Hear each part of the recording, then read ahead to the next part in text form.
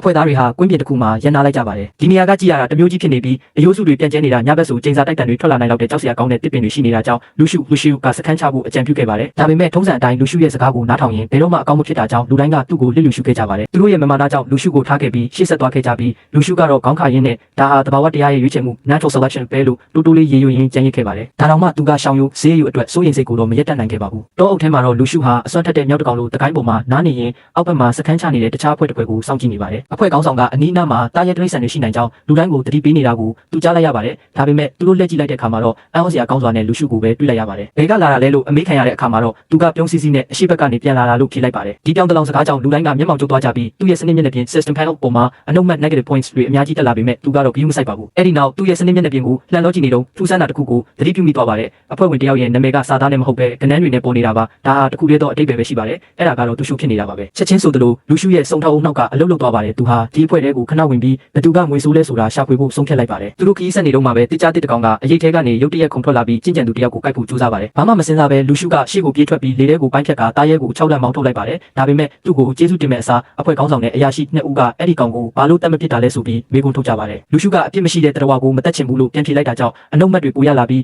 အကြည့်ဆောင်တာကိုပါခံလိုက်ရပါတယ်သူဟာတကယ့်ကိုအနိုင်မရနိုင်တဲ့လူစားမျိုးပါအဲ့ဒီအချိန်မှာပဲသူတစ်ခုခုကိုသတိထားမိသွားပါတယ်အဲ့ဒီအရာရှိဆိုသူတွေကတယောက်မှာလူရှုစတူဘူးစတင်ကီတာဖူစားနေတော့ကတွေ့ခဲ့တဲ့သူရှိုရဲ့ထူးဆန်းတဲ့ကနန်းနာမည်ကမျိုးရှိနေတာပါအဲ့ဒီသူရှိုကသူ့ကိုတက်ဖို့တောင်စီစဉ်နေပါပြီခဏကြာမှာတော့လူရှုရဲ့ပတ်လဲကလူတိုင်းဟာရုတ်တရက်လဲကြပြီးနှစ်နှစ်ချိုက်ချိုက်အိပ်ပျော်သွားကြပါတယ်သူကတော့ကြောင်တောင်တောင်နဲ့ပတ်ဝန်းကျင်ကိုကြည့်နေရင်သူရှိုကစတင်လှုပ်ရှားလိုက်ပြီဆိုတာသိလိုက်ပါတယ်မြေကြီးတဲကနေနွယ်ပင်တွေထွက်လာပြီးသူ့ကိုရစ်ပတ်ဖို့ကြိုးစားတဲ့အခါလူရှုကအလွယ်တကူပဲပိုင်းဖြတ်လိုက်ပြီးတစ်ပင်တွေကြားထဲကနေသူရှိုနောက်ကိုလိုက်သွားပါတော့တယ်နောက်ဆုံးမှာသူရှိုကိုတွေ့တဲ့အခါသူရှိုကအရင်စတိုက်ပါတယ်ဒါပေမဲ့လူရှုကတိုက်ကွက်တိုင်းကိုရှောင်တိန်ပြီးသူ့ကိုမျက်နှာကိုကံကမြေကြီးပေါ်ဆွဲလန့်ပစ်လိုက်ပါတယ်သူရှိုကလက်ပစ်ဓာတ်တွေနဲ့ပြန်တိုက်ပြီးမဲ့လူရှုကလှန်နဲ့ပြန်ခုခံလိုက်ပါတယ်လှန်ကတလက်မလောက်ပဲလွဲသွားပြီးမဲ့တစ်ပင်ကိုတော့ပြတ်ကျသွားစီပါတယ်နောက်ဆုံးမှာတော့ထောက်ပိတ်မိသွားတဲ့သူရှိုဟာလက်နက်တွေရောတိတ်ခါပါဆုံးရှုံးသွားရပါတယ်လူရှုကသူ့ကိုစစ်မေးပါတော့တယ်သူကတကယ်ကျွမ်းကျင်သူလိုလိန်ညာပြီးသူဟာတောင်ပေါ်မှာအရင်ကသူရှိုကိုဖမ်းဆီးခဲ့တဲ့ Skynet အထူးကိုယ်စားလှယ်ဖြစ်ကြောင်းပြောလိုက်ပါတယ်ကြောက်လန့်သွားတဲ့သူရှိုဟာအရာအလုံးကိုဖွင့်ပြောပါတော့တယ်သူတို့မှာ7နှစ်ရာသီခွင့်နာမည်တွေပေးထားတဲ့ကိုယ်စားလှယ်တွေအများကြီးရှိပြီးသူတို့ရဲ့တာဝန်ကချန်ပိုင်လီချင်းဘဲလီကိုတပ်ဖို့ဖြစ်ပါတယ်ဆက်သွယ်ဖို့အတွက်လှုပ်ဝက်အချက်ပြမှုကိုတောင်သူကပေးခဲ့ပါတယ်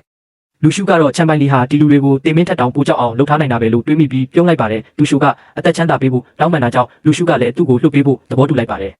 ယ်ဒါပေမဲ့သူစီကနေအချက်လက်တွေထပ်ပြီးမမင်းညံ့နိုင်ခင်မှာပဲနွေပင်ကရုတ်တရက်ပြန်လဲလှုပ်ရှားလာပြီးသူရှုကိုတစ်ပင်ပေါ်ဆွဲတင်သွားပါတော့တယ်လူရှုကကဲတင်မှုစူးစမ်းခဲ့ပေမဲ့နောက်ကျသွားခဲ့ပါပြီးအဲ့ဒီလူဟာတစ်ပင်အတွက်မျောစာဖြစ်ဆုပ်ယူခံလိုက်ရပြီးပြက်ကွယ်သွားခဲ့ပါတယ်ခိတ္တကြလို့လူတိုင်းလို့လာတဲ့အခါမှာတော့ဆီယာမလီလီပျောက်ဆုံးနေတာကိုသိလိုက်ကြပါတယ်ခေါင်းဆောင်ဖြစ်သူကတခုခုကိုချက်ချင်းတန်တရားဝင်သွားပေမဲ့လီလီဟာတကယ်သူရှုအစ်စ်ဖြစ်နေမှဘယ်သူမှမသိခဲ့ကြပါဘူးမောင်မဲနေတဲ့တောအုပ်ထဲမှာနိုင်ပေါင်းများစွာရှာဖွေခဲ့ကြပေမဲ့ဘာအစအနာဘာလောင်းမှမတွေ့တာကြောင့်ရှာဖွေရေးကိုရန်နာလိုက်ကြရပါတယ်တစ်ဖက်မှာတော့လူရှုကစိတ်ကြည်လင်းနေပါတယ်သူရှုနဲ့ထိတ်တိုက်တွေ့ခဲ့တာကြောင့်ကောင်းကင်မြေပုံပေါ်က9ခုမြောက်ကျေပွင့်ကိုဖွင့်နိုင်ဖို့လုံလောက်တဲ့အမတ်တွေရရှိခဲ့လို့ပါသူဟာတကိုင်းတစ်ခုပေါ်မှာထိုင်ပြီးအာယုံစုဆိုင်ကစွမ်းရည်တွေကိုစီးဆင်းစေခဲ့ပေမဲ့အဲ့ဒီကျေပွင့်ကသူ့ရဲ့စွမ်းရည်တွေကိုပြင်းရတဲ့ကပ်ပါကောင်တစ်ခုလိုစုပ်ယူနေုံပဲရှိနေပါတယ်ကျေပွင့်ကနိုးထမလာတာကြောင့်သူဟာစိတ်ပြက်လက်ပြက်နဲ့တိုးလေးချိန်ဆနေမိပါတယ်သူစိတ်တိုးနဲ့မျက်လုံးဖွင့်လိုက်တဲ့အချိန်မှာပဲအနီးနားမှာရုံရင်ဆန်ခတ်ဖြစ်နေတာကိုသတိပြုမိသွားပါတယ်တောအုပ်ကိုဖျက်ဆီးနေတဲ့လေစင်နှမောက်တစ်ခုကိုတွေ့လိုက်ရတာပါလူရှုဟာတွန့်ဆုတ်မနေပဲအိမ်မြောင်တိုင်းအဲ့ဒီနေရာကိုပြေးသွားပါတယ်တစ်ပင်တွေကိုအပိုင်းပိုင်းပြက်စေနိုင်တဲ့အထိလေပြင်းတွေကပြင်းထန်နေပေမဲ့သူကတော့ဝိညာဉ်စွမ်းရည်တွေနဲ့ကိုကာကွယ်ပြီးမုန်တိုင်းဗဟိုချက်စီကိုအယူတယောက်လိုတိုးဝင်သွားပါတယ်နောက်ဆုံးမှာတော့လေစင်နှမောက်ရဲ့အမှုတွေကိုအင်အားသုံးပြီးရိုက်ခွဲဖျက်ဆီးလိုက်ပါတယ်ဒီစွမ်းပကားကိုထုတ်ဖော်လိုက်တဲ့သူကိုသူတွေ့တဲ့အခါမှာတော့အဲ့ဒီလူဟာမီးလောင်တန်ရတွေတွေးထွက်တန်ရုပ်တွေနဲ့ငရဲကပြန်လာတယ်လို့ဖြစ်နေပေမဲ့တိုက်ခိုက်ဖို့အတွက်ထောင်လွှားရှိနေစေပါသူကနောက်ထပ်လေးစင်နာမောက်တစ်ခုထပ်မံဖန်တီးဖို့ကြိုးစားပေမဲ့လူရှုကအဲ့ဒါမဖြစ်တည်ခင်မှာပဲဖျက်တောက်လိုက်ပါတ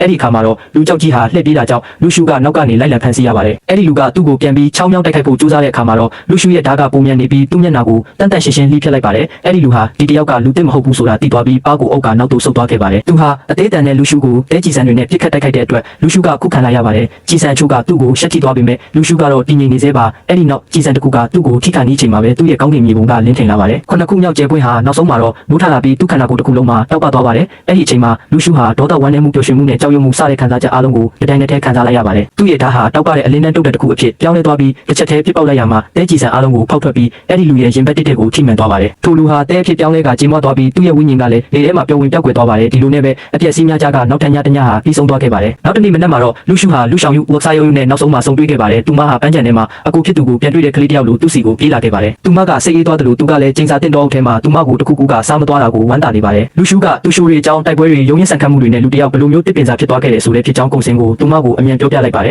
်သူတို့နှစ်ယောက်စကားပြောနေတော့မှပဲတစ်ပင်တွေပေါ်မှာယုံကြည်မှုလွန်ကဲနေတဲ့ကင်းဆောင်တွေလိုမျိုးဟန်ဆောင်နေကြတဲ့မတင်ကားဆရာလူရိတ်အချို့ကိုတတိထားမိလိုက်ကြပါတယ်ရှောင်းယူကတော့တိုက်ခိုက်ဖို့အတွက်အဆင်သင့်ဖြစ်နေပါပြီ တိုက်ခိုက်ခြင်းသောဖြင့်ရာကြီးကြီးဖြစ်နေသောကြောက်ရွံ့ဇီယိုကသူမ၏တာရဲတိရစ္ဆာန်များကိုလွှတ်၍ရန်သူများကိုကိုက်ဖြတ်ခိုင်းရန်အကြံပြုခဲ့သည်သို့သောအမြဲတမ်းပြူဟာခင်းတတ်သောလူရှုကိုရှိယိုကသူမကိုစိတ်အေးထားရန်ပြောလိုက်သည်မတုံးများကဲ့သို့စွတ်တုံးမဝင်မီရန်သူမြများရှိသည်နှင့်မြများအင်အားတောင့်တင်းသည်ကိုတည်ထားရန်လိုအပ်သည်သူတို့အချင်းချင်းမိတို့ဆက်သွယ်ကြမည်နည်းဟုသူမကမေးမြန်းသောအခါလူရှုကသူ၏လှုပ်ဝက်လက်နက်ဖြစ်သောရှုပ်ကလေးကိုအသားရထုတ်ပြလိုက်သည်သူ၏ခန္ဓာလာသောအစီအစဉ်မှာထိုရှုပ်ကလေးကိုတရင်ပို့သူအဖြစ်အသုံးပြုရန်ပင်ဖြစ်သည်လူရှုသည်ရန်သူစခန်းနီးသို့တိုးကပ်သွားပြီးအခြေအနေကိုစောင့်ကြည့်ခဲ့သည်လူတစ်ယောက်သည်ကွင်းပြင်ထဲသို့ဝင်လာပြီးကင်းဆောင်များကိုလက်ဟန်ချေဟန်များပြလိုက်သည်ကင်းဆောင်များကလည်းအလားတူလက်ဟန်များကိုပြန်လုပ်ပြကသူ့ကိုအထဲသို့ပေးဝင်လိုက်ကြသည်ထိုအချိန်တွင်လူရှုသည်အစောပိုင်းကသူရှုပြောခဲ့သောစကားကိုတတိယသွားသည်ရာသီခွင်တင်ဂီတာလှုပ်ဝက်ကုန်များအကြောင်းတစ်ခုခုပင်ဖြစ်သည်ထို့ကြောင့်ဤပါရမီရှင်လေးသည်သူ၏ကံကိုစမ်းတက်ရန်ဆုံးဖြတ်လိုက်သည်သူသည်ရန်သူများထဲမှတယောက်ကဲ့သို့အတွင်ပြောင်းကဝင်ပေါက်သို့ချင်းကပ်သွားပြီးအသက်နှင့်ရင်း၍စကားမဲ့ပြဆက်ကစားနေတကယ်သို့ကြပန်းလက်ဟန်များကိုကြောင်ကရန်ပြုလုပ်ခဲ့သည်ကံကောင်းထောက်မှစွာဖြင့်ကင်းဆောင်ကသူ၏လက်ဟန်များကိုလိုက်လုပ်ပြသဖြင့်သူသည်စမ်းတက်မှုကိုအောင်မြင်သွားခဲ့သည်လူရှုသည်လူများကိုလှည့်ဖျားရာတွင်တဘာဝအတိုင်းပါရမီပါလုံး၍တော်၎င်းသို့မဟုတ်ရန်သူများ၏ဉာဏ်ရည်မှာအာလူတီတစ်လုံးစာများသာရှိ၍တော်၎င်းဖြစ်ပေလိမ့်မည်သူသည်ကူအတွင်းသို့ဖြတ်တန်းဝင်ရောက်သွားရာအိမ်မက်ဆိုးတစ်ခုကဲ့သို့သောမြင်ကွင်းထဲသို့ရောက်ရှိသွားသည်ပန်းရောင်လွှမ်းနေသောရှုခင်းကြီးနှင့်အလဲဘဟုတွင်နတ်ဖျားတို့၏ဝါကွန်းတကြားလုံးအထိတ်မှတ်အဆောက်အုံကြီးလာတောက်ပနေသောပန်းရောင်တစ်ပင်ကြီးတစ်ပင်ရှိနေသည်ထိုဒေသတစ်ခုလုံးသည်စွမ်းရည်များဖြင့်တုန်ခါနေသည်သူပတ်ဝန်းကျင်ကိုကြည့်လိုက်သောအခါတိုင်ဘက်အဖွဲ့အစည်းသည်အပြည့်အဝများ၏အဓိကဘဟုချက်သို့ရောက်ရှိနေပြီဖြစ်ကြောင်းသဘောပေါက်သွားသည်သူတို့၏ခေါင်းဆောင်ဖြစ်သူသည်အမှန်တကယ်မအောင်မြင်မီကပင်အောင်ပွဲခံနေသည့်လူချမ်းတစ်ယောက်ကဲ့သို့အောင်ပွဲကိုဂုဏ်ယူစွာကျင်းပနေသည်လူရှုသည်လူအုပ်ကိုအမြန်ကြည့်ရှုစစ်ဆေးလိုက်ပြီးနောက်ချက်ချင်းပင်စိုးရိမ်စိတ်ဝင်သွားသည်လူဦးရေမှာအလွန်များပြားလုံးနေသည့်အများစုမှာအဆက်စီနှင့်ဒီတရှိသောအားနည်းသည့်ကျင့်ကြံသူများသာဖြစ်ကြသည်သို့သောအင်္ဂါပြဿနာမဟုတ်ပေ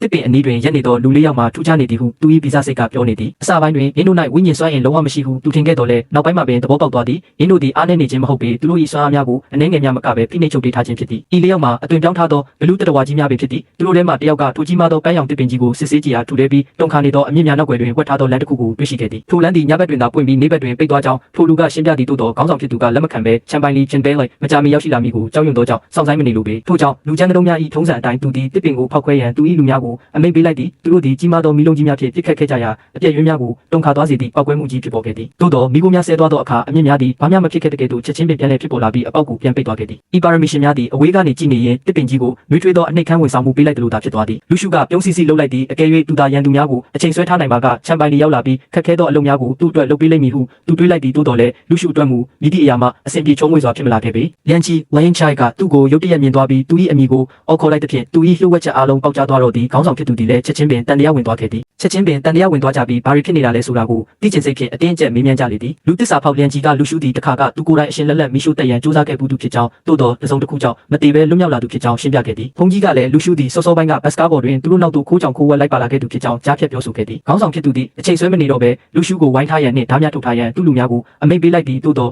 လူရှုကမူထုံးစံအတိုင်းတည်ငြိမ်နေပြီးတုံးလုံးချောက်ချခြင်းအလင်းမရှိပေထို့သောမြစ်စာသူတို့အဖွဲ့အစည်း၏လှုပ်ဝက်လက်ဟန်ချေဟန်ကိုယုံကြည်မှုအပြည့်ဖြင့်လုပ်ပြလိုက်ပြီးသူ၏အမိဝက်မှာလီလီဖြစ်ကြောင်းကြွေးကြော်လိုက်သည်ထို့ပြင်သူသတင်းပို့စရာအရေးကြီးသောထောက်လှမ်းရေးသတင်းတစ်ခုရှိကြောင်းပြောဆိုခဲ့သည်သူ၏တရုပ်ဆောင်မှုမှာအလွန်ပင်ပြင်းလုံးလာသဖြင့်ခေါင်းဆောင်ဖြစ်သူပင်ယုံကြည်သွားခဲ့သည်အဖွဲ့ဝင်တအုပ်ကအမိဝက်များအသုံးပြုခြင်းမှာပုံမှန်လုပ်ထုံးလုပ်နည်းဖြစ်ကြောင်းအတည်ပြုပေးပြီးနောက်လူရှုသည်သူ၏ဘဝတွင်အကြီးမားဆုံးသောမူသားစကားကိုပြောချလိုက်လေသည်ပြင်းမှာချမ်ပိုင်လီတည်ဆုံးသွားပြီဟုသောသတင်းပင်ဖြစ်သည်တစ်ဖွဲ့လုံးတိတ်ဆိတ်သွားကြသည်လူရှုကလက်တဆုပ်စာရှိသောအဖြူရောင်တဲများကိုထုတ်ပြကဒင်းတို့ကိုပင်လယ်နဲ့ဖြူတဲဟုခေါ်ဆိုလိုက်သောအခါခေါင်းဆောင်၏မျက်လုံးများပြူကျဲသွားခဲ့သည်သူသည်ချမ်ပိုင်လီမိတို့တည်ဆုံးခဲ့သည်ကိုကိုယ်တိုင်ကိုယ်ကြမြင်တွေ့ခဲ့ရကြောင်းလှုပ်ဝက်ဆန်းကျဲသောလူတစ်ယောက်ကထိုတဲများကိုပိုင်လီခန္ဓာကိုယ်ထဲသို့ထည့်သွင်းခဲ့ကြောင်းနှင့်ထိုလူမှလည်းတရားရရှိပြီးနောက်ထွက်ပြေးသွားကြောင်းဇလန်တပုတ်ကိုအပီပြင်းလုံးကျန်ဖန်တီးလိုက်လေသည်ထို့ပြင်လူရှုကအဖွဲ့အစည်းမှရှာမတွေ့စေရန်အတွက်ပိုင်လီအလောင်းကိုရေကန်ထဲသို့ပစ်ချခဲ့သည်ဟုပင်အပူဆောင်ပြောဆိုခဲ့သည်ခေါင်းဆောင်ဖြစ်သူသည်အယူတယောက်လိုတဟားဟာရေမောလိုက်ပြီးချမ်ပိုင်လီတည်ဆုံးသွားပြီဖြစ်ကြောင်းလူတိုင်းကိုချက်ချင်းကြေညာလိုက်ရာသူရှုများအားလုံးကဝမ်းသာအားရအောင်ပွဲခံခဲ့ကြသည်ခေါင်းဆောင်သည်လူရှု၏စွမ်းဆောင်ရည်ကိုသဘောကျသွားပြီးသူ့ကိုအဖွဲ့ဝင်တဦးဖြစ်လက်ခံလိုက်ကအဖွဲ့အစည်းသို့ပြန်ရောက်သည့်အခါဆုလက်များပေးမိဟုကတိပေးခဲ့သည်တစ်ဖက်တွင်မူလန်ချီနှင့်ဘုန်းကြီးတို့မှဒါဘာတွေဖြစ်ကုန်တာလဲဆိုသည့်အကြည့်မျိုးဖြင့်တဦးကိုတဦးကြည့်နေကြသည်လူရှုသည်အစကတည်းကသူရှုတယောက်ဖြစ်ပြီးသူတို့ကိုအယူလုပ်သွားခြင်းဖြစ်မည်ဟုသူတို့ကောက်ချက်ချလိုက်ကြသည်လူရှုကမူမျက်တောင်တစ်ချက်မခတ်ပဲလန်ချီအမဲလိုက်ခံနေရစဉ်ကသူသည်လှုပ်ဝက်စစ်စင်ရေးဖြင့်နေထိုင်နေရခြင်းဖြစ်ကြောင်း